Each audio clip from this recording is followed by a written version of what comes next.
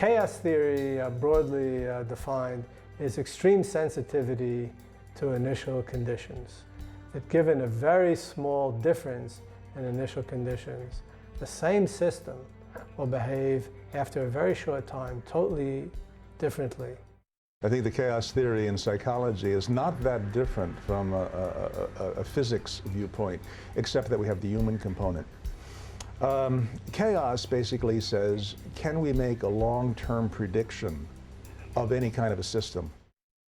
Which brings us to the notion of the butterfly effect, a seemingly insignificant event that causes a chain of events over time that create unpredictable outcomes. Well, all of life is unpredictable, but who's to say what is an insignificant event? With the chaos theory, there are so many infinite possibilities that it's very, very difficult to say, oh yeah, because your mother did this to you as a child, and because of your potty training when you were 2, this is the effect. It is not linear. The chaos theory, if it were linear, would be very easy to deal with in terms of psychotherapy, but it's not linear. It has to do with a tremendous and infinite complex number of things within the system that occurred back at the time that that person is going back to.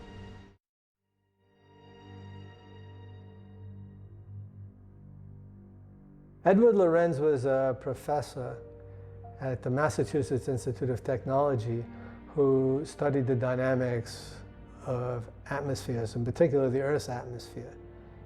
And he made a simple model of the Earth's atmospheric dynamics, or at least he abstracted a simple mathematical model which contained some essential features of the dynamics of atmospheres.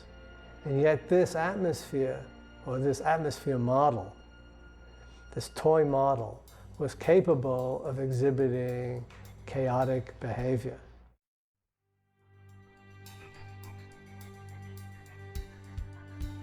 Now you'll see a type of motion that's very clearly unpredictable, irregular. This is chaotic motion. So we start off with the pendulum undergoing what looks like initially somewhat regular motion. And then all of a sudden, the lower ball starts sinking, and this enables the upper one to swing over the top into circulation. And very rapidly, in less than half a minute, the bottom pendulum and the top pendulum separate and do their independent dances. Again, I want to emphasize that what we are looking at are 2 independent motions of identical dynamical systems that were started with very close but not exactly the same initial conditions. And over a very, very short time, only over a few swings, they diverged completely from each other in behavior. Without a doubt, chaos is the natural state of affairs of human beings. We often think about control in our lives. As a matter of fact, the existential viewpoint is that we're not born, but we're thrown into the world. We're thrown into a rather chaotic world. Now, chaos I'm using here more as a lay term of chaos, not as a chaos in terms of chaos theory. But we're thrown into a rather chaotic, frenzied, wild, unmanageable state. And then we have to make choices moment by moment in order to make sense out of the chaos into which we're thrown. Birth to death is a ride. By its very definition, it is unpredictable. There are no guarantees. Shit happens. Curveballs get thrown at us. Wonderful things happen. And how we deal with it is who we are and who we become. That's the ride. And the problem is that when we try to control that which is out of our control, we become an incredibly anxiety-prone society. And that's what gets us into trouble. We have very chaotic systems. We go about our everyday life and we're bombarded with inputs. And the smallest input can change. For example, you hear something, you're very sensitive to hearing things, especially if they're about you. You hear something about you which you might suspect is slightly derogatory. This can send you, even if you're fairly well balanced, into a temporary, let's say very minor depression. can color that part of your day, a short part of your day, in which case you may decide to buy a candy bar to pick you up because chocolate makes some people feel better.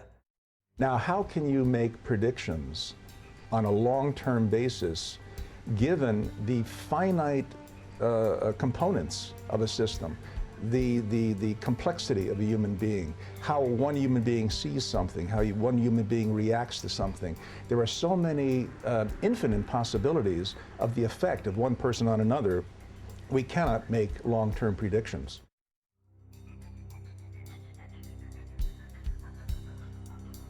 To want to invite information that we have spent a lifetime avoiding knowing because we're terrified of how that may change the system, how that may create chaos in the system, is a very compelling challenge. We have all these small inputs. We don't normally think of them that way, but if you sometimes feel a little bit depressed or a little bit elated, and you think about it, it may be some very, very small thing that made you that way.